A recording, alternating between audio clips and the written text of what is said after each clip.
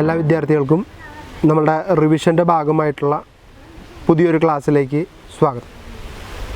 ഞാൻ ആദ്യത്തെ റിവിഷൻ ക്ലാസ്സിൽ തന്നെ നിങ്ങളോട് പറഞ്ഞിരുന്നു നമ്മൾ ഈ ക്ലാസ്സിൽ ചർച്ച ചെയ്യാൻ പോകുന്ന വിഷയങ്ങൾ ഏതൊക്കെയാണ്. ഇന്ന് നമ്മൾ ചർച്ച ചെയ്യാൻ പോകുന്ന പ്രധാനപ്പെട്ട വിഷയങ്ങൾ development of science, contribution of Isaac Newton, growth of royal absolutism, then absolutism in England. ഈ 3 ടോപ്പിക്കാണ് നമ്മൾ ഇന്ന് ചർച്ച ചെയ്യാനായിട്ട് പോകുന്നത്. അബ്സല്യൂട്ട് എന്ന വാക്ക് നമുക്കറിയാം, പൂർണ്ണം, സമ്പൂർണ്ണം എന്നുള്ള അർത്ഥമാണ് അബ്സല്യൂട്ട് എന്ന വാക്കുകൊണ്ട് ഉദ്ദേശിക്കുന്നത്.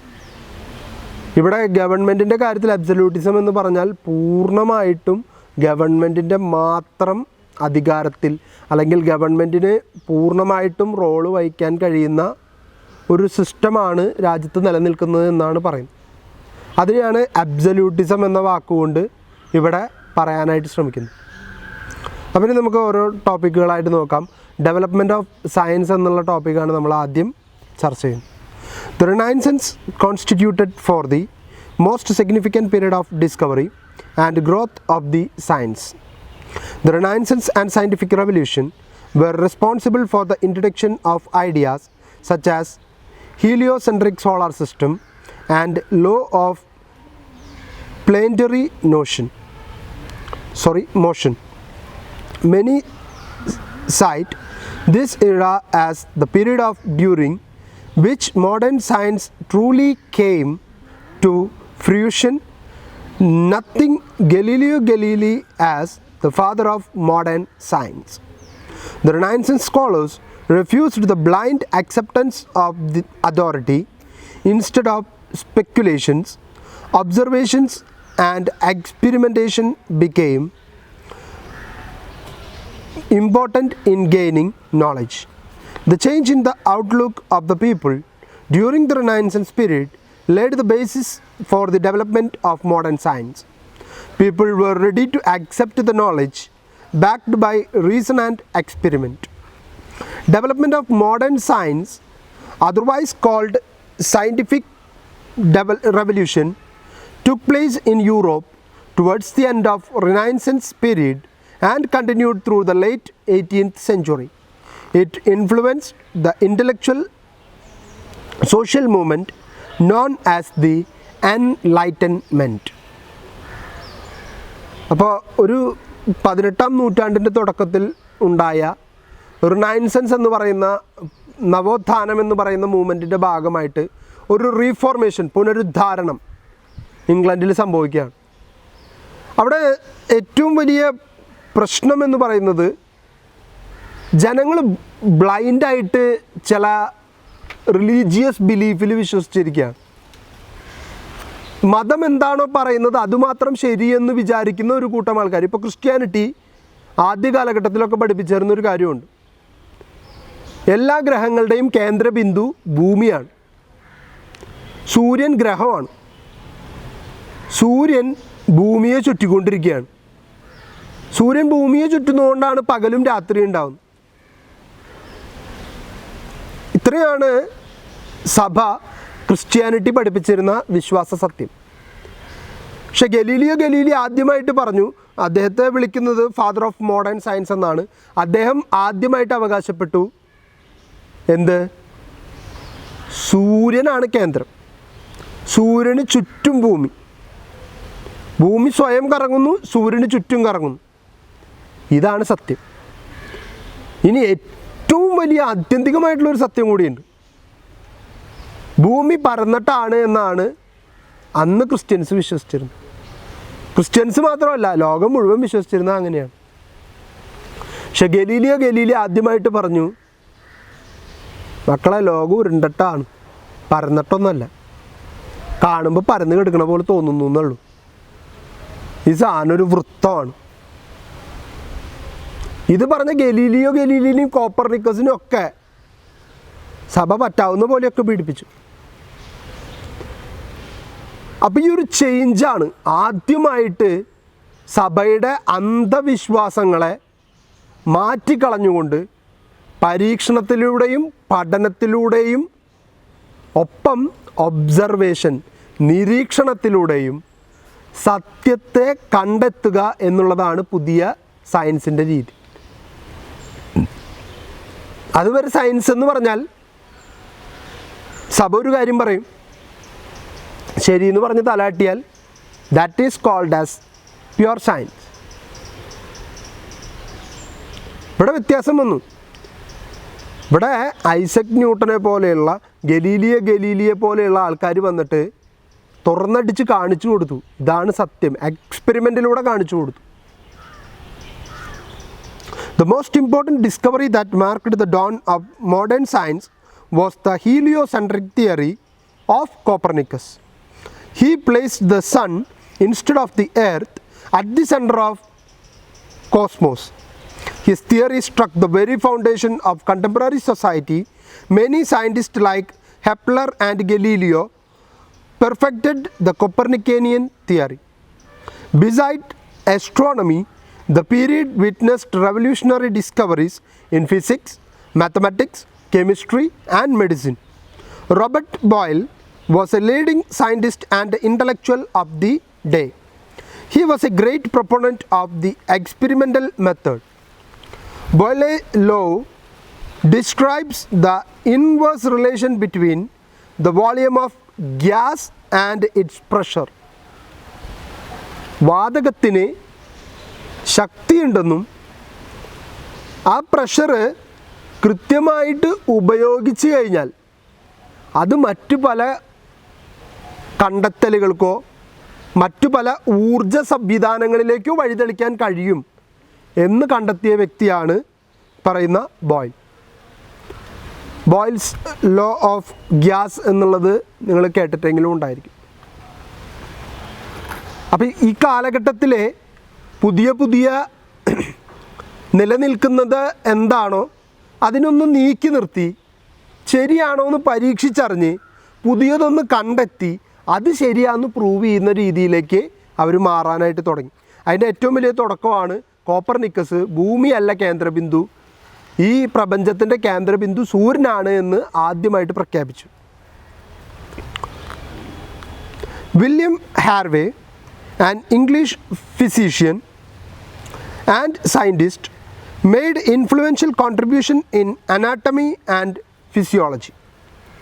He was the first non-physician to describe completely and in detail the systemic circulation and properties of blood. ബ്ലഡിന് 3-4 ഘടകങ്ങളുണ്ട്, അറിയാലോ. പ്ലേറ്റ്ലെറ്റ്സ്, അതുപോലെ തന്നെ പ്ലാസ്മ, അങ്ങനെയുള്ള പല ഘടകങ്ങളുണ്ട്. അതുപോലെ തന്നെ ചുവന്ന രക്താണു, ശ്വേതരക്താണു എന്നൊക്കെ നിങ്ങൾ മലയാളത്തിൽ പഠിച്ചിട്ടുണ്ടായിരിക്കും. ഈ പറയുന്ന ഘടകങ്ങളുള്ളതാണ് ബ്ലഡ്. ബ്ലഡ് ജസ്റ്റ് ഇങ്ങനെ എടുത്ത് വെറുതെ ഇങ്ങനെ നോക്കി എന്നിട്ടാ ഒന്നുമില്ല, ഒരു ദ്രാവകം, റെഡ് നിറമുള്ള ഒരു ദ്രാവകം. പക്ഷെ അതിനെ ഘടകങ്ങളായിട്ട് വിഭജിക്കാൻ കഴിയുമെന്നും അതുകൊണ്ട് ഉപയോഗമുണ്ട് എന്ന് പിന്നീട് തിരിച്ചറിയുകയും ചെയ്ത വ്യക്തിയാണ് ഈ പറയുന്ന വില്യം ഹാർവേ. അദ്ദേഹം ഫിസിക്സിൽ ഭയങ്കര ഒരു കഴിവുള്ള മനുഷ്യനായിരുന്നു. ഒപ്പം തന്നെ ബോഡി പാർട്സിനെ കുറിച്ച് നല്ല ധാരണയുള്ള വ്യക്തിയായിരുന്നു. The inventions and discoveries in different branches of science brought revolutionary changes in the beliefs and outlook of people. It brought many changes in the socio natural and political life of Europe. Gradually it turned to other part of the world also. ഇപ്പോൾ യൂറോപ്പിൽ മാത്രമല്ല, ലോകത്തിൻ്റെ പല ഭാഗങ്ങളിലേക്കും ഇത്തരത്തിലുള്ള പുതിയ അറിവുകൾ, അതുവരെ സമൂഹത്തിന് ലഭിക്കാതിരുന്ന അല്ലെങ്കിൽ സമൂഹത്തിൽ മറച്ചു വയ്ക്കപ്പെട്ടിരുന്ന പല സിദ്ധാന്തങ്ങളും ശരിയാണെന്ന് തെളിയിക്കുന്ന തരത്തിലുള്ള പുതിയ കണ്ടെത്തലുകൾക്ക് തുടക്കം കുറിക്കപ്പെടാനായിട്ട് കാരണമായി. ഐസക് ന്യൂട്ടന് നമുക്കെല്ലാവർക്കും അറിയാം. ഐസക് ന്യൂട്ടൻ്റെ കണ്ടെത്തൽ എന്താ? ഐസക് ന്യൂട്ടനെ അറിയില്ലേ പിന്നെ പറഞ്ഞിട്ട് കാര്യമില്ല. ഒന്നും തലയിൽ ആപ്പിൾ വീണില്ലേ, അപ്പോൾ ആൾക്ക് എന്തോ തോന്നിയില്ലേ, ആ ആളാണ് ഐസക് ന്യൂട്ടൻ. സാധാരണഗതിയിൽ മുകളിൽ നിന്നൊരു സാധനം തലയിലേക്ക് ഡയറക്റ്റായിട്ട് വീഴുകയാണെങ്കിൽ ബോധം പോവുക എന്നുള്ള പ്രതിഭാസമാണ് സംഭവിക്കുക. പക്ഷെ ബോധം പോകുന്നതിന് പകരം പുതിയൊരു ബോധം കിട്ടിയ വ്യക്തിയാണ് ഐസക് ന്യൂട്ടൻ. അതുകൊണ്ടാണ് പല തിയറികൾക്കും ഇന്ന് അടിസ്ഥാനം ഉണ്ടായത്. ഗുരുത്വാകർഷണ ബലം കണ്ടുപിടിക്കപ്പെട്ടില്ലായിരുന്നുവെങ്കിൽ ഇന്നിവിടെ കാണുന്ന പലതിനും ഒരു വാലിഡിറ്റി ഇല്ല. കാരണം ബേസാണ്. ബേസിൽ ചവിട്ടിയിട്ട് വേണ്ടേ നമുക്ക് മുകളിലോട്ട് കയറാനായിട്ട്. ആ ബേസ് ഇട്ട് കൊടുത്തില്ലെങ്കിൽ എങ്ങനെ ചവിട്ടി കയറും? അപ്പോൾ ഐസക് ന്യൂട്ടൺ സയൻസിന് കൊടുത്ത പ്രാധാന്യം അല്ലെങ്കിൽ സയൻസിന് കൊടുത്ത കോൺട്രിബ്യൂഷൻ എന്ന് പറയുന്നത്, his findings are the fundamental or the founding stone of science. ഇതാണ് അദ്ദേഹത്തിൻ്റെ കോൺട്രിബ്യൂഷൻ്റെ ഏറ്റവും വലിയ പ്രത്യേകത. ബാക്കി എല്ലാവരും ഇതിൽ നിന്ന് ഡെവലപ്പ് ചെയ്ത് വന്ന പലതും കണ്ടെത്തിയിട്ടുണ്ടായിരിക്കാം. പക്ഷേ തുടക്കം കുറിച്ച വ്യക്തി എന്നും തുടക്കക്കാരൻ തന്നെയാണ്. അതിൽ യാതൊരു മാറ്റവും വരാനില്ല. ക്ലിയർ ആണല്ലോ? അപ്പോൾ നമുക്ക് ഐസക് ന്യൂട്ടൻ്റെ കോൺട്രിബ്യൂഷൻ, ഐസക് ന്യൂട്ടൻ എന്താണ് ചെയ്തതെന്നൊക്കെ ഉള്ളത് നമുക്കൊന്ന് നോക്കാം. Sir Isaac Newton was the greatest scientist England ever seen. He is a physicist and mathematician famous for his law of physics. പഠിച്ചിട്ടുണ്ടാവും ഐസക് ന്യൂട്ടൻ്റെ എന്ത് നിയമങ്ങളെന്നാണ് പറയുക? ഫിസിക്സിൽ അദ്ദേഹത്തിൻ്റെ 3 ലോസ് ഉണ്ടല്ലോ. ലോ ഓഫ് മോഷൻ പഠിച്ചിട്ടില്ലേ? പഠിച്ചിട്ടൊക്കെ ഉണ്ട്, ഓർമ്മയില്ലാത്തതിനിപ്പോൾ എന്ത് കൂട്ടിയേ കൂടും സാറേ, ഒന്നും നടക്കില്ല. He was a key figure in scientific revolution of the 17th century. Newton finished his basic education from King's School in Grantham, a town in Lincolnshire, and went to Cambridge for graduation. When Newton arrived at Cambridge, the scientific revolution of 17th century was already in full force. The heliocentric view of the universe, theorized by Copernicus and Kepler, and later refined by Galileo, was well known in most European academic circles. At Cambridge, Newton spent all his spare time by reading from the modern philosophers. Though Newton graduated without honors or distinction, his efforts won him the title of scholar and 4 years of financial support for future education and researches. അപ്പോൾ Kings സ്കൂളിൽ പ്രാഥമിക വിദ്യാഭ്യാസം നേടിയ Isaac Newton നേരെ Cambridge അക്കാഡമിയിലേക്ക് വന്നു. കേംബ്രിഡ്ജിൽ university education നേടുന്നതിൻ്റെ ഭാഗമായി, graduation എടുക്കുന്നതിൻ്റെ ഭാഗമായിട്ടാണ് വന്നിരിക്കുന്നത്. ഈ സമയത്താണ് കോപ്പർനിക്കസ് പറയുന്നു, ഭൂമിയല്ല കേന്ദ്രം, സൂര്യനാണ് കേന്ദ്രം. ഹീലിയോസെൻട്രിക് എന്ന് വെച്ചാൽ തന്നെ അറിയാലോ, സൂര്യനെ കേന്ദ്രീകരിക്കുന്നു. സണ്ണിനെയാണ് ഹീലിയോ എന്ന് വിളിക്കുന്നത്. അപ്പോൾ ഹീലിയോസെൻട്രിക് ആയിട്ടുള്ള ഭൂമിയെക്കുറിച്ചുള്ള അദ്ദേഹത്തിൻ്റെ പഠനം പ്രശസ്തമായിക്കൊണ്ടിരിക്കുന്ന സമയമാണ്. ഒരുപാട് പേര് അതിലാകൃഷ്ടരായിട്ട് അതിനെക്കുറിച്ച് കൂടുതൽ പഠനങ്ങൾ നടത്താൻ താല്പര്യമെടുക്കുന്ന സമയത്താണ് ഐസക് ന്യൂട്ടൻ കേംബ്രിഡ്ജിലേക്ക് ഗ്രാജുവേഷനായിട്ട് കടന്നു വരുന്നത്. ന്യൂട്ടൻ ഡിഗ്രിയൊക്കെ പാസ്സായി. പക്ഷേ അദ്ദേഹത്തിനൊരു എന്താ പറയുക, കൃത്യമായിട്ടുള്ള ഡിസ്റ്റിങ്ഷന് വേണ്ട മാർക്കോ അല്ലെങ്കിൽ ഒരു ഹോണർ ഡിഗ്രി കിട്ടേണ്ട ഒരു ആവറേജിലേക്കൊന്നും അദ്ദേഹം എത്തിയില്ല. പക്ഷേ അദ്ദേഹത്തിൻ്റെ എഫേർട്ട്, അദ്ദേഹം കാണിച്ച താല്പര്യം, അദ്ദേഹത്തിന് അവർ സ്പെഷ്യലായിട്ടൊരു സ്കോളർഷിപ്പ് കൊടുത്ത് അദ്ദേഹത്തിന് 4 വർഷം ഇനിയും പഠിക്കാനുള്ള ഫിനാൻഷ്യൽ എയ്ഡ് വരെ യൂണിവേഴ്സിറ്റി കൊടുക്കാനായിട്ട് തയ്യാറായി.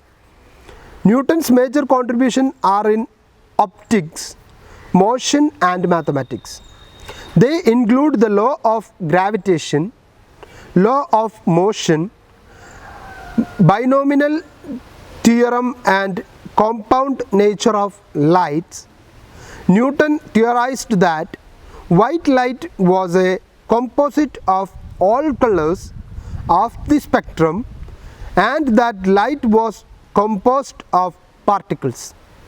His law of motion, first, second and third, explained the relation between the forces acting on an body and the motion of the body. അത് നമ്മൾ പഠിച്ചിട്ടുള്ളതാണ്. അതിൽ ഏറ്റവും പ്രധാനപ്പെട്ട ലോ എന്ന് പറയുന്നത് ഏതൊരു പ്രവർത്തനത്തിനും ഈക്വലും ഉപരിതലവുമായ ഒരു ഈക്വൽ അളവിൽ തന്നെയുള്ള എന്തുണ്ടായിരിക്കും? പ്രതിപ്രവർത്തനം ഉണ്ടായിരിക്കും. ആ പ്രതിപ്രവർത്തനം സംഭവിക്കുമെന്നുള്ളത് 100% ഉറപ്പാണ്. അതിനെന്താണ് നമുക്കൊരു ഉദാഹരണം പറയാനായിട്ട് പറ്റുക? ഇപ്പോൾ പെട്ടെന്നൊരു ഉദാഹരണം പറയണമെങ്കിൽ നമുക്ക് എന്ത് പറയാനായിട്ട് പറ്റും? നിങ്ങളൊരു ബൈക്ക്, അതിലൊരാൾ കയറിയിരിക്കുന്നു, നിങ്ങളത് തള്ളുന്നു. നിങ്ങളത് തള്ളുമ്പോൾ തന്നെ വണ്ടി സ്റ്റാർട്ടായിട്ട് വണ്ടി മുന്നോട്ട് എടുക്കുകയാണെങ്കിൽ നിങ്ങൾ വീഴാൻ പോവും. It's quite natural. കാരണം നിങ്ങൾ അത്രയും ഫോഴ്സ് ചെയ്ത് അങ്ങോട്ട് തള്ളുകയാണ്. ആ തള്ളുമ്പോൾ അവിടെ ഒന്നും നീങ്ങാനായിട്ടൊരു ഒബ്ജക്റ്റ് അവിടെ ഇല്ലെങ്കിൽ നാച്ചുറലി എന്ത് സംഭവിക്കും? നിങ്ങൾ ആ ബലം കൊണ്ട് അല്ലെങ്കിൽ ആ ഒരു ഫോഴ്സ് കൊണ്ട് അങ്ങോട്ട് ഫ്രണ്ടിലേക്ക് വീഴാനുള്ള സാധ്യത കൂടുതലാണ്. ഇതാണ് ഐസക് ന്യൂട്ടൺ പറഞ്ഞോളൂ. ഇപ്പം ആലോചിക്കുമ്പോൾ പിന്നെ എന്തൊരു വലിയ കണ്ടെത്തൽ അയാൾ നടത്തിയെന്നറിയോ എന്ന് നമുക്ക് തോന്നും.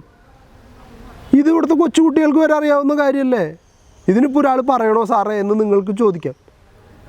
പക്ഷേ അന്ന് അങ്ങനൊരു നിയമം, ലോ ഓഫ് മോഷൻ ഉണ്ടാക്കിയെടുക്കാൻ, ചലന നിയമം ക്രിയേറ്റ് ചെയ്യാൻ വേറെ ആർക്കും പറ്റിയില്ല എന്നുള്ളതും ഇദ്ദേഹം അത് കൃത്യമായിട്ട് നിർവഹിച്ചു എന്നുള്ളതുമാണ് ഇദ്ദേഹത്തിൻ്റെ ഏറ്റവും വലിയ പ്രത്യേകതയായിട്ട് പറയുന്നത്.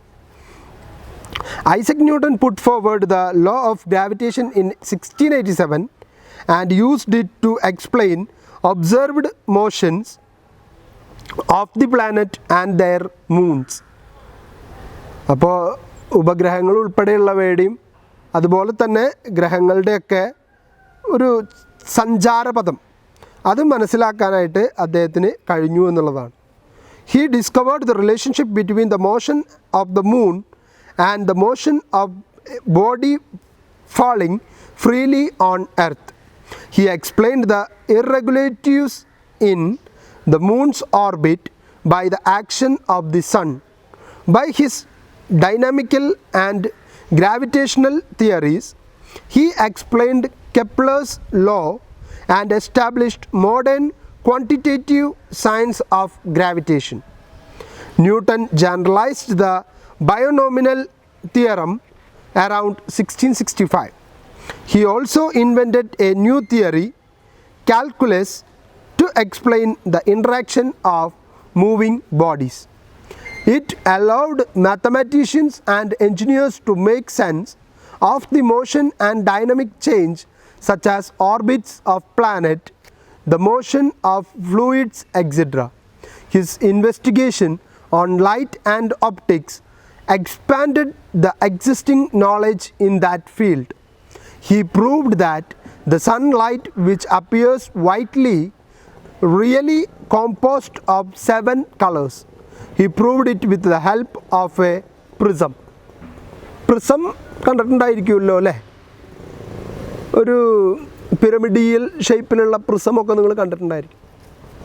സ്കൂളുകളിൽ 7ാം ക്ലാസ് 8ാം ക്ലാസ്സിലൊക്കെ പ്രിസത്തിലൂടെ ലൈറ്റ് കടത്തിവിട്ട് ലൈറ്റിൻ്റെ രേഖ ചിത്രങ്ങളാക്കി കുറേ ചെയ്തിട്ടുള്ളതല്ലേ നമ്മൾ. അതിൻ്റെ കാരണം ലൈറ്റ് എന്ന് പറയുന്നത് സാധാരണഗതിയിൽ നമ്മൾ കാണുന്നത് ഒരു വെള്ള വെളിച്ചം എന്ന് പറഞ്ഞാൽ സാറ് വെളിച്ചത്തിന് വെള്ള നിറമാണോ? ഞങ്ങൾ ഇതുവരെ കണ്ടിട്ടില്ലല്ലോ എന്ന് എന്നോട് ചോദിക്കരുത്. വൈറ്റ് എന്ന് നമ്മൾ ഉദ്ദേശിക്കുന്നത് നിറമില്ലാത്ത അല്ലെങ്കിൽ സാധാരണഗതിയിൽ വിളിക്കപ്പെടുന്ന വെള്ളയാണ്. ഇപ്പോൾ പച്ച വെള്ളം തരൂ എന്ന് പറഞ്ഞാൽ വീട്ടുകാർ സാധാരണ വെള്ളം എടുത്ത് ഇങ്ങോട്ട് തരും. ഇതിലെവിടെയാണ് പച്ച നിറം എന്ന് ചോദിക്കും ആരെങ്കിലും എന്ന് പറഞ്ഞ അർത്ഥമേ ഉള്ളൂ. അപ്പോൾ ഇതൊരു കാവ്യാത്മകമായിട്ടുള്ളൊരു വർണ്ണനയായിട്ട് കണ്ടാൽ മതി. അദ്ദേഹം പറയുന്നു വെള്ള വെളിച്ചം ഉണ്ടാകുന്നത് വെള്ള ലൈറ്റൊന്നല്ല സൂര്യനിൽ നിന്ന് വരുന്നു. സൂര്യനിൽ നിന്ന് വരുന്ന പ്രകാശത്തിൽ 7 നിറങ്ങളുണ്ട്. വിബ്ജിയോർ എന്ന് വിളിക്കപ്പെടുന്ന 7 നിറങ്ങൾ കൂടി ചേർന്നിട്ടാണ് ഇന്ന് കാണുന്ന ഈ ലൈറ്റ് ഉണ്ടാകും, ഈ സൂര്യപ്രകാശം ഉണ്ടാകും. അപ്പം അതൊരു കോമ്പോണൻ്റായിട്ട് ഇത്രയും കളേഴ്സ് കൂടി ചേർന്നിട്ട് അതിൻ്റെ പ്രതിപ്രവർത്തനത്തിൽ നിന്നുണ്ടാവുന്ന ഉൽപ്പന്നമാണ്, പ്രോഡക്റ്റാണ് സൺലൈറ്റ്. അപ്പോൾ അത് ലൈറ്റിൻ്റെ കാര്യത്തിലും അത് ഒപ്റ്റിക്കൽ ലൈറ്റ്സിൻ്റെ കാര്യത്തിലൊക്കെ വലിയ മാറ്റങ്ങൾക്കും ഒപ്പം തന്നെ പുതിയ ചിന്തകൾക്കും വഴി തുറന്നു കൊടുത്ത കണ്ടെത്തലായിരുന്നു. അപ്പോൾ പുതിയ പല കണ്ടെത്തലുകൾക്കും പുതിയ ചില ചിന്തകൾക്ക് തുടക്കം കുറിച്ചതുപോലും ഈ ഐസക് ന്യൂട്ടൺ തന്നെയാണ്. Newton's inventions and discoveries were published in 2 books. His Principia, Latin for Mathematical Principle of Natural Philosophy, was first published in 1687. മറക്കരുത്. After correction and annotations, Newton published 2 more editions in 1713 and 1726. ആ book തന്നെയാണ്, Principia എന്ന book തന്നെയാണ്. പക്ഷേ ആവശ്യമായിട്ടുള്ള മാറ്റങ്ങൾ എവിടെയൊക്കെയാണോ വരുത്തേണ്ടതെന്ന് തിരിച്ചറിഞ്ഞ് ആ മാറ്റങ്ങൾ ഉൾക്കൊള്ളിച്ചുകൊണ്ട് അദ്ദേഹം വീണ്ടും ആ പുസ്തകം പബ്ലിഷ് ചെയ്തു എന്നാണ്. His Principia states Newton's law of motion, law of universal gravitation, and derivation of Kepler's law of planetary motion. The Principia is considered one of the most important work in history of science. The second book of Newton, Optics, or a treatise of reflection, refraction, inflections, and colors of light, was published in 1706. The book analyzes the fundamental nature of light by means of the refraction of light with prism and lenses, the diffraction of light by closely spaced sheet of glass, and the behavior of color mixtures with spectral lights or pigment powders. Newton solved many mysteries of the world. His contribution to mathematics and gravity physics are noteworthy. His theories of motion and theory of gravitation helped to design many machines and structures of contemporary period. അപ്പോൾ ഞാൻ പറഞ്ഞതിൻ്റെ ഒരു ചുരുക്കമാണ്. അദ്ദേഹത്തിൻ്റെ Principia എന്ന പുസ്തകം അദ്ദേഹം publish ചെയ്തു. അതിൽ വേണ്ട ആവശ്യമായിട്ടുള്ള മാറ്റങ്ങൾ വരുത്തി ആ പുസ്തകത്തിൻ്റെ തന്നെ പുതിയൊരു എഡിഷൻ അദ്ദേഹം പബ്ലിഷ് ചെയ്ത് ഇറക്കി. അത് 2 വട്ടമായിട്ട് ഇറക്കി. അതിനുശേഷം അദ്ദേഹം ഒരുപാട് കാര്യങ്ങളെക്കുറിച്ച് അദ്ദേഹത്തിൻ്റെ പുതിയ പുസ്തകം Opticks or a treatise of reflection, refraction, inflection and colours of light എന്ന പുസ്തകത്തിൽ വളരെ ഇലാബറേറ്റ് ആയിട്ട് കുറേ കാര്യങ്ങളെക്കുറിച്ച് ചർച്ച ചെയ്തു. അദ്ദേഹത്തിൻ്റെ ഈ ഗ്രാവിറ്റേഷനും അതുപോലെ തന്നെ അദ്ദേഹത്തിൻ്റെ മോഷൻ തിയറിയും രണ്ടും പിന്നീട് പുതിയ പല യന്ത്രങ്ങളുടെയും പുതിയ പല കണ്ടെത്തലുകളുടെയും തുടക്കം കുറിക്കാൻ അദ്ദേഹത്തിന് സാധിച്ചു എന്നുള്ളതാണ് അദ്ദേഹം വരുത്തിയ ഏറ്റവും വലിയ മാറ്റമായിട്ട് കണക്കാക്കപ്പെടുന്നു. അദ്ദേഹത്തിൻ്റെ കോൺട്രിബ്യൂഷൻ എന്ന് പറയുന്നത് പുതിയ ചിലതിലേക്കുള്ള ഒരു ജനവാതിൽ തുറന്നിട്ടു എന്നുള്ളതാണ് അദ്ദേഹം ശാസ്ത്രലോകത്തിന് നൽകിയ കോൺട്രിബ്യൂഷനിൽ ഏറ്റവും വലുത്. അടുത്തൊരു ഭാഗത്ത് നമ്മളിനി ചർച്ച ചെയ്യാൻ പോകുന്നത് ഗ്രോത്ത് ഓഫ് റോയൽ അബ്സല്യൂട്ടിസം, ഗവൺമെൻറ്റിൻ്റെ രാജഭരണത്തിൻ്റെ അബ്സല്യൂട്ട് ഫോമിൻ്റെ കടന്നുവരവാണ്. അബ്സല്യൂട്ട് ഫോം എന്ന് പറഞ്ഞാൽ എപ്പോഴും അത് ഏകാധിപത്യപരമായിരിക്കും. പക്ഷേ ഇവിടുത്തെ ഏകാധിപത്യപരത്തെ ജനങ്ങൾ അംഗീകരിക്കുന്നു എന്നുള്ളതാണ്. ഇവിടെ ആരെ ഏകാധിപതിയായി മാറുന്നു, അയാളുടെ ഭരണത്തെയും അയാളുടെ രീതികളെയും അയാളുടെ പ്രവർത്തനങ്ങളെയും ജനങ്ങൾ കൂടി ഏറ്റെടുക്കുകയും ജനങ്ങൾ അയാളെ സ്വീകരിക്കാൻ തയ്യാറാകുന്നു എന്നുള്ളതും വളരെ ഇമ്പോർട്ടൻ്റ് ആയിട്ടുള്ള കാര്യമാണ്. അതുകൊണ്ടാണ് അതിനൊരു ഗ്രോത്ത് ഉണ്ടാകുന്നത്. റോയൽ അബ്സല്യൂട്ടിസം വന്നിട്ടും അതിന് ഗ്രോത്ത് സംഭവിച്ചു. കാരണം ജനങ്ങളത് ഏറ്റെടുത്തു. ജനങ്ങൾക്ക് കൂടി ഉപകാരപ്രദമായിട്ടുള്ള രീതിയിലുള്ള പ്രവർത്തനങ്ങളാണ് ഗവൺമെൻറ് കാഴ്ചവെക്കുന്നതെന്ന് മനസ്സിലായപ്പോൾ ഗവൺമെൻറ് ഏകാധിപത്യപരമായിട്ട് ഭരിച്ചാലും കുഴപ്പമില്ല എന്ന് ജനങ്ങൾ തിരിച്ചറിയാനായിട്ട് തുടങ്ങി. അപ്പോൾ ഗ്രോത്ത് ഓഫ് റോയൽ അബ്സല്യൂട്ടിസം.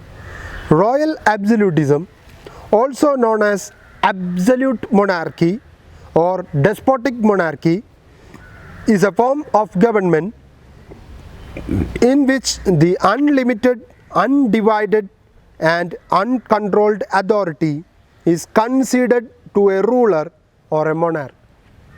വളരെ ക്ലിയറാണ്, ക്രിസ്റ്റൽ ക്ലിയർ എന്ന് പറയാവുന്ന രീതിയിലാണ് ആ വാചകം പറഞ്ഞിരിക്കുന്നത്. Despotic monarchy is a form of government which the unlimited, undivided, uncontrolled authority. ഇനി എന്താണ് മൊണാർക്കിക്ക് കിട്ടേണ്ടത്? രാജഭരണത്തിന് ഇതിൽ കൂടുതൽ എന്ത് അവകാശമാണ് ജനങ്ങൾ പതിച്ചു കൊടുക്കേണ്ടത്? വിഭജിക്കപ്പെടാത്ത, നിയന്ത്രിക്കപ്പെടാത്ത, ലിമിറ്റ് ചെയ്യപ്പെടാത്ത സമ്പൂർണ്ണ ഭരണാധികാരി. അതാണ് അബ്സല്യൂട്ട് മൊണാർക്കി എന്ന് വിളിക്കപ്പെടുന്നത്. അതെങ്ങനെ സംഭവിച്ചു, അതെന്തുകൊണ്ട് നിലനിന്ന് പോയി എന്നുള്ളതാണ് നമ്മൾ ഇനി ചർച്ച ചെയ്യുന്നത്. The monarch is not bound by law and is not obliged to let other organs to participate in governmental affairs. ഇവിടെ പറയാണ്, രാജാവിന് അല്ലെങ്കിൽ രാജ്ഞിക്ക് ആ രാജ്യത്ത് നിലനിൽക്കുന്ന നിയമങ്ങളിൽ ഒന്നും അനുസരിക്കേണ്ട ആവശ്യമില്ല. കാരണം അതൊന്നും രാജാവിനെ നിയന്ത്രിക്കാനുള്ള നിയമങ്ങളല്ല, ആ രാജ്യത്ത് ജീവിക്കുന്ന ജനങ്ങൾക്ക് അനുസരിക്കാൻ വേണ്ടിയിട്ടുള്ള നിയമങ്ങളാണ്. രാജാവും രാജ്ഞിയൊക്കെ വേറെ കാറ്റഗറിയാണ്. അവർക്ക് റൂൾസ് ആൻഡ് റെഗുലേഷൻസ് ഒന്നുമില്ല. അവർ തെറ്റ് ചെയ്താൽ അത് ചൂണ്ടിക്കാണിക്കാൻ പാടില്ല. അവരുടെ അധികാരത്തെ, പരമാധികാരത്തെ ആരും ചോദ്യം ചെയ്യാൻ പാടില്ല. നട്ടുച്ചയ്ക്ക് വന്നിട്ട് അവർ രാത്രിയാണെന്ന് പറഞ്ഞാൽ രാത്രി വിശ്വസിച്ചേക്കണം, വേറെ നിവൃത്തിയില്ല. രാജാവേ ഇത് രാത്രിയല്ല, ഇത് നട്ടുച്ചയാണ് എന്ന് പറയാൻ അധികാരമില്ലാത്ത, അവകാശമില്ലാത്ത ഒരു വിഭാഗമായിട്ട് ഇംഗ്ലണ്ടിലെ ജനങ്ങൾ മാറിയിരുന്ന ഒരു കാലം. പക്ഷേ അവിടെ ഒരു പക്ഷേ, രാജാവ് ഒരിക്കലും നട്ടുച്ചയ്ക്ക് വന്നിട്ട് ഇത് രാത്രിയാണെന്ന് പറയില്ല. അതാണ് ആ ജനങ്ങളുടെ വിശ്വാസം, അവരുടെ ഏറ്റവും വലിയ ധൈര്യം. രാജാവ് അങ്ങനെ പറയില്ല എന്നുള്ളതാണ് അവരുടെ ധൈര്യം. കാരണം ഈ ഭരണം ജനങ്ങൾക്ക് വേണ്ടിയിട്ടാണെന്നുള്ള ബോധ്യം രാജാവിനുണ്ട്. ഭരിക്കേണ്ടത് ജനങ്ങൾക്ക് വേണ്ടിയിട്ടായിരിക്കണം എന്നുള്ള ബോധ്യം രാജാവിനുണ്ട്. രാജാവ് ഭരിക്കുന്നത് ഞങ്ങൾക്ക് വേണ്ടിയിട്ടാണെന്നുള്ള ബോധ്യം ജനങ്ങൾക്കുണ്ട്. ഇത്രയും ബോധ്യങ്ങളുണ്ടെങ്കിൽ പിന്നെ എന്താണ് ഇവിടെ പ്രശ്നം? ഒരു പ്രശ്നം ഉണ്ടാകാൻ പോകുന്നില്ല. The monarch is not bound by law and it is not obliged to let other organs participate in governmental affairs. The term absolutism is usually used for European monarchy from the reign of King Philip II of Spain onwards.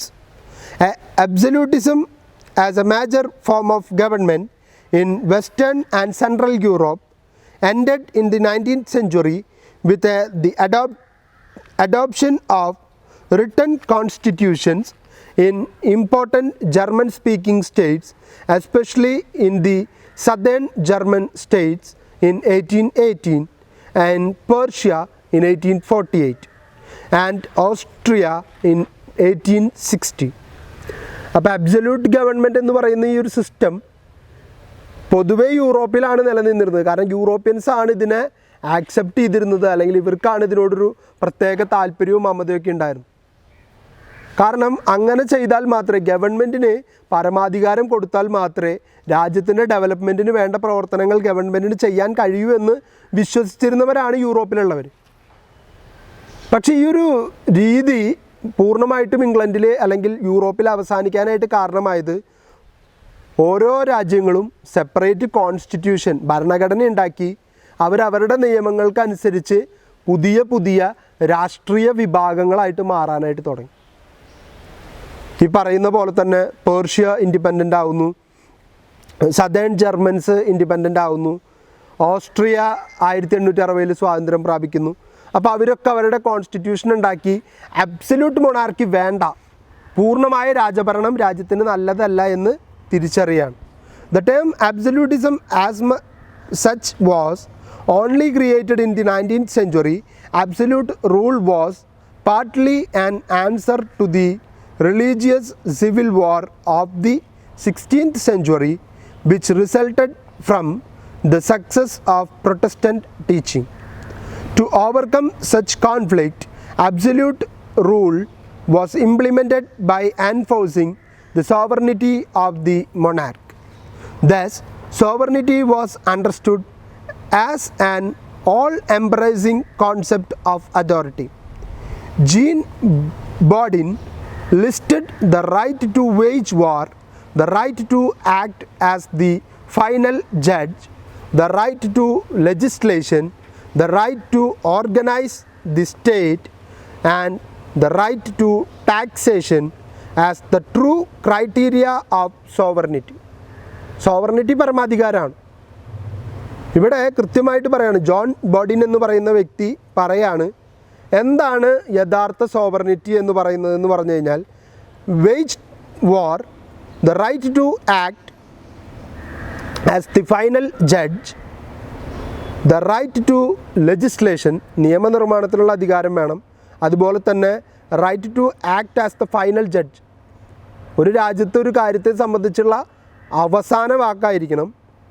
The right to organise the state, സ്റ്റേറ്റിനെ നല്ല രീതിയിൽ ഒരു കൂട്ടായ്മയിൽ ഒരു സംഘടിത മനോഭാവത്തോടു കൂടി മുന്നോട്ട് കൊണ്ടുപോകാനായിട്ട് കഴിയണം. The right to taxation as the true criteria of sovereignty, ജനങ്ങളിൽ നിന്നും ടാക്സ് പിരിക്കാനുള്ള പരമാധികാരവും അവർക്ക് തന്നെയായിരിക്കണം. ഇത്രയും ഘടകങ്ങൾ ഒരാളിൽ തന്നെ കോൺസെൻട്രേറ്റ് ചെയ്തിരിക്കുകയാണെങ്കിൽ അതിനെയാണ് സോവർണിറ്റി എന്ന് പറയുന്നത്. ഇന്ത്യയെ സംബന്ധിച്ചിടത്തോളം ഇപ്പോൾ ഈ പറഞ്ഞ കാര്യങ്ങളൊക്കെ ഇന്ത്യൻ ഗവൺമെൻറ്റിൽ അധിഷ്ഠിതമാണ്. അതുകൊണ്ട് ഇന്ത്യ ഒരു സോവറീൻ കൺട്രിയാണ്. As all the powers were considered to ruler, no sharing or limitation of their powers were ever possible. ആർക്കും വിഭജിച്ചു കൊടുക്കുന്നില്ല, ആർക്കും ചോദ്യം ചെയ്യാനും പറ്റില്ല. അൺലിമിറ്റഡ് ആയിട്ടുള്ള പരമാധികാരമാണ്. നമുക്കറിയാം, വില്യം ഓഫ് ഓറഞ്ചും അദ്ദേഹത്തിൻ്റെ ഭാര്യ മേരിയും ഇംഗ്ലണ്ടിൻ്റെ അധികാരം ഏറ്റെടുക്കുമ്പോൾ ആദ്യം ഒപ്പുവെച്ച കരാറിൽ ഒരു ക്ലോസ് എഴുതി ചേർത്തിട്ടുണ്ടായിരുന്നു, England should be consist in a limited monarchy. രണ്ടാമത്തേത്, English succession should be in Protestant manner. രണ്ട് കാര്യങ്ങൾ ഒപ്പുവെപ്പിച്ചിട്ടാണ് വില്യം ഓഫ് ഓറഞ്ചിനെ അധികാരത്തിലേറ്റിയത്. അതുപോലെ തന്നെയാണ് ഇവിടെ സോവർണിറ്റിയുടെ കാര്യത്തിലും പറയുന്നു. ലിമിറ്റേഷൻ ഉണ്ടായിരുന്നത് എടുത്തു കളഞ്ഞു. ഒരാളും ലിമിറ്റ് ചെയ്യണ്ട, അൺലിമിറ്റഡ് മൊണാർക്കി. പാർലമെൻ്റ് ഒന്നും അധികാരം എടുക്കേണ്ട കാര്യമൊന്നുമില്ല, രാജാവ് ഭരിക്കും. ജനങ്ങൾക്ക് വേണ്ട പോലെ അവരുടെ ആവശ്യങ്ങൾ തിരിച്ചറിഞ്ഞ് അവർക്ക് വേണ്ടി ഭരണം നടത്തും. അതിൻ്റെ ഇടയിൽ കയറിയിട്ട് ആരും പോയിട്ട് ഒന്നും ചെയ്യാൻ നിൽക്കണ്ട. As all the power were considered to ruler, no sharing or limitation of the power was ever possible. Some monarchs were believed in divine right theory. They were of the view that all authority of the state derived from God and there was no check of any kind on him. Therefore, there was no legitimate reason for a civil war anymore, and every legal possibility for any kind of opposition was excluded. The attempt to unify the rule in one person went along with the disempowerment of various groups that were potent during the Middle Ages, including the estates. അപ്പോൾ ഇവിടെ maximum divine right തിയറിയിൽ വിശ്വസിച്ചിരുന്ന ആൾക്കാരൊക്കെ മാറി പുതിയ ആൾക്കാർ അധികാരത്തിൽ വന്നപ്പോൾ അവരും ദൈവത്തിൽ നിന്ന് നേരിട്ട് ഏൽപ്പിച്ചതാണെന്നല്ല അവർ വിശ്വസിച്ചത്. പക്ഷേ പൂർണ്ണമായിട്ടുള്ള അധികാരം അവർക്ക് കിട്ടിയാൽ മാത്രമേ രാജ്യത്തിൻ്റെ ഡെവലപ്മെൻറ്റിന് വേണ്ടി പ്രവർത്തിക്കാൻ അവർക്ക് കഴിയുള്ളൂ എന്നുള്ളത് അവർ ജനങ്ങളെ ബോധ്യപ്പെടുത്താനായിട്ട് തുടങ്ങി. Political thinkers like Machiavelli, John Bodin and Thomas Hobbes took the concept of an absolute ruler as their subject of writing. അപ്പോൾ ചില പൊളിറ്റിക്കൽ തിങ്കേഴ്സ് അല്ലെങ്കിൽ രാഷ്ട്രീയ നിരീക്ഷകരായിട്ടുള്ള വ്യക്തികൾ ഈ ഒരു ടെർമിനോളജി വളരെ കാര്യമായിട്ട് ഏറ്റെടുക്കാനായിട്ട് തുടങ്ങി. അബ്സല്യൂട്ട് ഗവൺമെൻറ്, അബ്സല്യൂട്ട് റൂളർ, അതാണ് രാജ്യങ്ങൾക്ക് ആവശ്യമെന്നുള്ളത് അവരുടെ പുസ്തകങ്ങളിലൂടെ അവരുടെ പുതിയ തിയറികളിലൂടെ അവർ ജനങ്ങളുമായിട്ട് പങ്കുവയ്ക്കാനായിട്ട് തുടങ്ങി. Machiavelli in his The Prince explained how the unrestrained and autocratic rule of a king could work for benefit of a nation. He justifies the most cunning, cruel and unethical methods of monarch to build and retain power. Jean Bodin in his sixth book of the Republic and Thomas Hobbes in Leviathan describe about the ideal rulers. അപ്പോൾ ഓരോരുത്തരും അവരുടെ പുസ്തകങ്ങളിലൂടെ കൃത്യമായിട്ട് ജനങ്ങൾക്കും പറഞ്ഞു കൊടുക്കുകയാണ്, റൂളേഴ്സിനും പറഞ്ഞു കൊടുക്കുകയാണ്. നിങ്ങൾ പരമാധികാരം പിടിച്ചെടുക്കണം. കാരണം നിങ്ങൾ പരമാധികാരം പിടിച്ചെടുക്കുമ്പോൾ മാത്രമേ ജനങ്ങൾ നിങ്ങളുടെ കീഴിൽ നിൽക്കുകയും ജനങ്ങൾ നിങ്ങൾ പറയുന്നത് അനുസരിക്കാനും താല്പര്യം കാണിക്കുള്ളൂ. ജനങ്ങൾ ഇവർ പറയുന്നത് അനുസരിച്ചാൽ മാത്രമേ, ഒരു അബ്സല്യൂട്ട് ഗവൺമെൻറ് അവിടെ ഉണ്ടെങ്കിൽ മാത്രമേ മുന്നോട്ട് പോകാൻ പറ്റുള്ളൂ. അതിനു വേണ്ടിയിട്ടാണ് 6 ബുക്ക് ഓഫ് റിപ്പബ്ലിക് എന്ന പുസ്തകത്തിൽ ജീൻ ബോഡിനും അതിനുശേഷം തോമസ് ഹോബ്സ്, ആ പുസ്തകം നമ്മൾ പറഞ്ഞതാണ്, ലെവിതൻ എന്ന പുസ്തകം ലോക്ക് ഹോബ്സ് ഒക്കെ പഠിച്ചപ്പോൾ നമ്മൾ പറഞ്ഞിട്ടുള്ളതാണ്. ലെവിതൻ ബിബ്ലിക്കൽ ബീസ്റ്റായിട്ടുള്ള ലെവിതനെ പോലെ ആയിരിക്കണം ഗവൺമെൻറ്. ആൾക്കാരെയൊക്കെ ക്രൂരമായിട്ട് പീഡിപ്പിച്ചാലും എന്ത് ചെയ്താലും നിയമങ്ങളും ഗവൺമെൻറ്റിൻ്റെ തീരുമാനങ്ങളും നടപ്പിലാക്കാൻ കഴിയണം. The core element of Bodin's theory was the justification of an absolute monarchy as the ideal form of government. Bodin put forward the argument that a prince has to be sovereign because this is the precondition for an optimal exercise of power. The prince was understood as the counterpart of God on earth. Therefore, it was necessary that the prince was in the position to enact law by himself without the approval of other organs or entities. The only law that are to be obeyed by the monarchs are natural law and divine law, which shall not or cannot be broken. Thomas Hobbes developed the justification of absolutism further. In Hobbes' conception, the sovereign and the people enter into a social contract by which the people become subject and hand over their individual freedom to the sovereign. People enter into the contract to receive the protection of the monarch.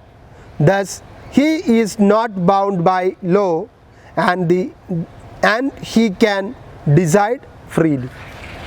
അപ്പോൾ ഇവിടെ അദ്ദേഹം പറയുകയാണ്, ഇവർ രണ്ടുപേരും gene ബോഡിനും അതുപോലെ തന്നെ Thomas ഹോബ്സും പറഞ്ഞു വയ്ക്കുകയാണ്, നമുക്ക് എപ്പോഴാണോ അബ്സല്യൂട്ട് ഗവൺമെൻറ് ഒരു രാജ്യത്ത് നിലവിൽ വരുന്നത് അപ്പോൾ മാത്രമാണ് അവിടെ പൂർണ്ണമായിട്ടുള്ള അധികാരം അവർക്ക് കിട്ടുമ്പോൾ മാത്രമാണ് ആ രാജ്യത്തിന് ഡെവലപ്പ് ചെയ്യാനായിട്ട് പറ്റുള്ളൂ. അതർവൈസ് ആ രാജ്യത്തിന് ഒരു തരത്തിലുള്ള ഡെവലപ്മെൻറ്റിനുള്ള സ്കോപ്പും അവിടെയില്ല. Absolutism in England. അപ്പോൾ ഒരു കാര്യം കൂടി അതിൽ പറയാനുണ്ട്. അപ്പോൾ അവരത് പറഞ്ഞു വെക്കുകയാണ്, നിങ്ങൾ നിങ്ങളുടെ അവകാശങ്ങളും അധികാരങ്ങളും ഗവൺമെൻറ്റിനെ ഏൽപ്പിച്ചു കൊടുക്കും. ഗവൺമെൻറ് അത് പൂർണ്ണമായിട്ടും സ്വന്തമായിട്ട് ഉപയോഗിക്കാൻ കഴിയുന്ന ഒരു രീതിയിലേക്ക് എപ്പോൾ എത്തുന്നോ അപ്പോഴാണ് ആ രാജ്യത്ത് ഡെവലപ്മെൻറ്റ് ഉണ്ടാകും. ഇനി ഇംഗ്ലണ്ടിൽ എങ്ങനെയാണ് അബ്സല്യൂട്ടിസം വന്നതെന്ന് നോക്കാം. In 1603, James I became the King of England after Queen Elizabeth. He ruled England for 22 years. James was the only son of Mary, Queen of Scots, and her second husband Henry Stuart, Lord Darnley. 8 months after James' birth, his father died when his house was destroyed by an explosion. James, the 13-month-old child, became the King of Scotland on July 24, 1567. അപ്പോൾ queen എലിസബത്തിന് ആൺമക്കളില്ലാത്തത് കൊണ്ട് തന്നെ അടുത്ത പ്രവിശ്യയായിട്ടുള്ള സ്കോട്ട്ലൻഡിൻ്റെ അധികാരിയായിരുന്ന വ്യക്തി ഇംഗ്ലണ്ടിൻ്റെ അധികാരത്തിലേക്ക് കടന്നു വരുന്നു. കാരണം ഈ പറയുന്ന ക്യൂൺ മേരി, അതായത് ഈ പറയുന്ന ജെയിംസിൻ്റെ അമ്മയായിട്ടുള്ള ക്യൂൺ മേരി ആളും എലിസബത്ത് രാജ്ഞിയും സിസ്റ്റർ റിലേഷനിലുള്ള ആൾക്കാരാണ്. അപ്പോൾ അടുത്തൊരു ഭരണാധികാരിയെ കണ്ടെത്താൻ കഴിയാതിരുന്നപ്പോൾ സാധാരണഗതിയിൽ മേരിയുടെ ഭർത്താവായിരുന്നു വരേണ്ടിയിരുന്നത്. പക്ഷേ മേരിയുടെ ഭർത്താവ് ആദ്യമേ മരിച്ചതുകൊണ്ട് ജെയിംസ് ഫസ്റ്റിനെ അടുത്ത രാജാവാക്കി വെച്ചു. James the 13-month-old child became the Scotland king July 24, 1567. When James succeeded to English throne on the death of Elizabeth I on March 24, 1603. He was already as he told the English Parliament, an old and experienced king needing no lessons, and one with a clearly defined theory of royal government. The Stuart period of British history lasted from 1603 to 1714. The period ended with the death of Queen Anne and the accession of the king George I from German house of Hanover. The first four rulers of the dynasty, James I, Charles I, Charles II and James II, ruled as absolute monarchs. ഇവിടുത്തെ ഒരു പ്രത്യേകത എന്ന് പറയുന്നത് absolute monarchy ഇംഗ്ലണ്ടിലെ ജനങ്ങൾ ഇഷ്ടപ്പെട്ടിരുന്നു two door ഡൈനാസ്റ്റിയുടെ ഭരണകാലഘട്ടത്തിൽ. കാരണം അവിടെ ഹെൻറിയുടെ ഭരണം ഉണ്ടായിരുന്നു. അതിനുശേഷം ക്യൂൺ എലിസബത്ത് ഇംഗ്ലണ്ടിൻ്റെ ഭരണം ഏറ്റെടുത്തു. ഇവർ രണ്ടുപേരും ജനങ്ങൾക്ക് വേണ്ടിയിട്ടാണ് ഭരണം നടത്തിയത്. അവർക്ക് ശേഷം വന്ന ജെയിംസ് ഫസ്റ്റ് ഒരു അബ്സല്യൂട്ട് മൊണാർക്ക് അദ്ദേഹത്തിന് വേണ്ടി മാത്രം ഭരണം നടത്തിയിരുന്നതാണ്. ജെയിംസ് ഫസ്റ്റിൻ്റെ മകനായിട്ട് വന്ന ചാൾസ് ഫസ്റ്റും അതിനുശേഷം വന്ന ചാൾസ് സെക്കൻഡും അതിൻ്റെ ശേഷം വന്ന ജെയിംസ് സെക്കൻഡും ഇതേ രീതി തന്നെ അവരുടെ നന്മയ്ക്ക് വേണ്ടി മാത്രം ഭരണം നടത്തുന്ന രീതി ഇംഗ്ലണ്ടിൽ ഭരിക്കാനായിട്ട് തുടങ്ങിയപ്പോഴാണ് ഇംഗ്ലണ്ടിൽ അബ്സല്യൂട്ടിസം അവസാനിക്കാനായിട്ട് അത് കാരണമായത്.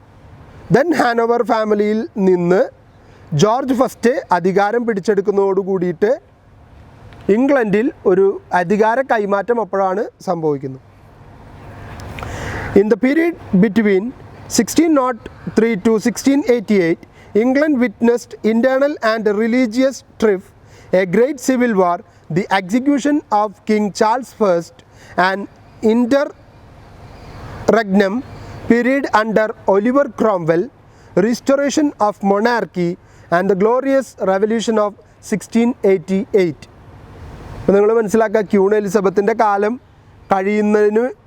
കഴിഞ്ഞതിന് ശേഷം ഇംഗ്ലണ്ടിൽ വന്ന ഭരണാധികാരികൾ ഒരെണ്ണം പോലും ഇംഗ്ലണ്ടിലെ ജനങ്ങൾക്ക് വേണ്ടിയിട്ട് ഭരണം നടത്തിയവരല്ല, സ്റ്റുവർട്ട് ഡൈനാസ്റ്റിയിൽപ്പെട്ട ആരും തന്നെ. അവസാനത്തിൽ ക്യൂൺ ആനൊക്കെ അല്പം കൂടി താല്പര്യം എടുത്ത് ഭരണം നടത്തുന്നുണ്ടെങ്കിലും അത് പൂർണ്ണമായിട്ട് ഫലപ്രാപ്തിയിലെത്തിക്കാനായിട്ട് പറ്റുന്നില്ല. അതിനുശേഷമാണ് ജോർജ് ഫസ്റ്റ് അദ്ദേഹം ഹൗസ് ഓഫ് ഹാനോവറിൽ നിന്നും അധികാരം പിടിച്ചെടുക്കുന്നു. പിന്നീടൊക്കെ ഒരു മാറ്റമൊക്കെ വരുന്നുണ്ട്. അപ്പോൾ ഈ ഒരു കാലഘട്ടത്തിലാണ് നമ്മൾ കണ്ട നമ്മുടെ ഗ്ലോറിയസ് റെവല്യൂഷൻ, അതുപോലെ തന്നെ പ്രൊട്ടക്ടറേറ്റ് ഓഫ് ഒലിവർ ക്രോംവെൽ തുടങ്ങിയിട്ടുള്ള മേഖലകളിലൂടെയൊക്കെ ഇംഗ്ലണ്ടിൻ്റെ ഭരണം കടന്നു പോകുന്നത്. The revolution of 1688 marked the end of royal absolutism in England. 1688 glorious revolution, അതാണ് വില്യം ഓഫ് ഓറഞ്ച് കടന്നു വരുന്നതും ലിമിറ്റഡ് മൊണാർക്കി ഇംഗ്ലണ്ടിൽ സംഭവിക്കുന്നു. അപ്പോൾ ആ ലിമിറ്റഡ് മൊണാർക്കിയിലേക്ക് വഴി നയിച്ച 1688 സംഭവത്തോടു കൂടി ഇംഗ്ലണ്ട് അബ്സല്യൂട്ട് ഗവൺമെൻറ് എന്നുള്ള ഫോർമാറ്റിൽ നിന്നും മാറാൻ തുടങ്ങി. The autocratic rule of the Stuarts set the stage for conflict between king and parliament in England. James was a strong advocate of royal absolutism. Stuarts were the exponents of feudalism. James firmly believed that God sent him to rule over the people, and the people should obey all his law and pay the taxes demanded by him. He fearlessly upheld and proclaimed the divine right of kings to rule or misrule as they pleased. To question God's will and his deeds is blasphemous. അതായത് വലിയ തിന്മയാണ്, സാമൂഹിക തിന്മയായിട്ടാണ് രാജാവിനെ ചോദ്യം ചെയ്യുകയോ രാജാവിൻ്റെ പരമാധികാരത്തെ ആക്രമിക്കുകയോ ചെയ്താൽ അത് തെറ്റാണെന്ന് അദ്ദേഹം അവിടുത്തെ ജനങ്ങളെ പറഞ്ഞു പഠിപ്പിച്ചു. Though an educated man, James first never realized that England never needed the type of monarchy envisaged by him. He ruled absolutely with an amount of rashness and stubbornness which earned for the Stuarts huge unpopularity and ill will in the country. James I was learned and intelligent, but often called the wisest fool in Christendom. അപ്പോൾ Christian രാജാക്കന്മാരുടെ ഇടയിൽ ഏറ്റവും മോശം ഭരണാധികാരി എന്ന പേര് കേൾപ്പിച്ച ആളാണ് James first. അദ്ദേഹത്തിൻ്റെ ഒരു തിയറിയാണ് ഈ ഡിവൈൻ റൈറ്റ് തിയറി. അതുകൊണ്ട് തന്നെ എനിക്ക് ഇഷ്ടപ്പെട്ട രീതിയിൽ ഭരണം നടത്താം, എൻ്റെ ഭരണത്തെ ആർക്കും ചോദ്യം ചെയ്യാൻ കഴിയില്ല എന്ന് ആൾ വിശ്വസിച്ചിരുന്നു. James I was the learned and intelligent, but often called the wisest fool in Christendom. The accession of James I brought two blessings to England: the end of Elizabethan war with Spain and union of the kingdoms of England and Scotland. England and സ്കോട്ട്ലൻഡിൻ്റെ യൂണിഫിക്കേഷന് കാരണം ആയത് ഇദ്ദേഹം സ്കോട്ട്ലൻഡിൻ്റെ കൂടി രാജാവായിരുന്നു. അപ്പോൾ ഇംഗ്ലണ്ടിൻ്റെ അധികാരം ഏറ്റെടുത്തപ്പോൾ ഇംഗ്ലണ്ടിനെയും സ്കോട്ട്ലൻഡിനെയും ഒന്നാക്കിക്കൊണ്ട് ഭരണം നടത്താനായിട്ട് അദ്ദേഹത്തിന് ഒരു സാഹചര്യം ഉണ്ടായി. അദ്ദേഹം ആ സാഹചര്യം കൃത്യമായിട്ട് ഉപയോഗപ്പെടുത്തി. രണ്ടാമത്തേത്, ക്യൂൺ എലിസബത്തിൻ്റെ അധികാരം കൈവിട്ടു പോയതോടുകൂടി ഇദ്ദേഹം എന്ത് ചെയ്തു? ക്യൂൺ എലിസബത്ത് സ്പെയിനുമായിട്ട് ശക്തമായിട്ടുള്ള പോരടിച്ചു. അതാണ് സ്പാനിഷ് അർമാഡയൊക്കെ പറയുന്നത്. സ്പെയിൻ ഇംഗ്ലണ്ടിൻ്റെ നേവൽ പവറിനെ വെല്ലുവിളിക്കുകയും ആക്രമിക്കാനൊക്കെ ചെന്നുകയും ചെയ്തപ്പോൾ അതിനെ എതിർത്ത് നിന്നവരാണ് ഇംഗ്ലണ്ട്. അപ്പോൾ ഇംഗ്ലണ്ട് എതിർത്ത് നിന്നത് ഈ ക്യൂൺ എലിസബത്തിൻ്റെ ശക്തമായിട്ടുള്ള ഒരു ഇടപെടൽ കൊണ്ടാണ്. പക്ഷേ ക്യൂൺ എലിസബത്തിന് ഇവിടെ മരണം സംഭവിച്ചു കഴിഞ്ഞപ്പോൾ സ്പെയിനുമായിട്ടുള്ള ഈ എതിർപ്പൊക്കെ ഇവർ വേണ്ട എന്ന് വെക്കാനായിട്ട് തീരുമാനിക്കുകയാണ്. അപ്പോൾ അബ്സല്യൂട്ട് ഗവൺമെൻറ് എങ്ങനെ ഉണ്ടാവുന്നു എന്നും അബ്സല്യൂട്ടിസം ഇംഗ്ലണ്ടിൽ എങ്ങനെ വന്നു എന്നും എന്താണ് ഐസക് ന്യൂട്ടനും സയൻസിലുണ്ടായ ഡെവലപ്മെൻ്റ് എന്നൊക്കെയാണ് നമ്മൾ ഈ ക്ലാസ്സിൽ ചർച്ച ചെയ്തത്. വളരെ കൃത്യമായിട്ട് നമ്മളത് വീണ്ടും ആവർത്തിച്ച് പറഞ്ഞ് നിങ്ങൾക്ക് മനസ്സിലാകാൻ വേണ്ടി ഒരുപാട് സമയം എടുത്തിട്ട് വീണ്ടും നമ്മൾ ചെയ്തിരിക്കുകയാണ്. അപ്പോൾ ഈ അവസരം കൃത്യമായിട്ട് ഉപയോഗപ്പെടുത്തുക, നല്ല രീതിയിൽ പഠിക്കുക, ഒപ്പം സേഫായിട്ടിരിക്കുക എന്നുള്ളതാണ് ഏറ്റവും പ്രധാനപ്പെട്ട കാര്യം. Thank you.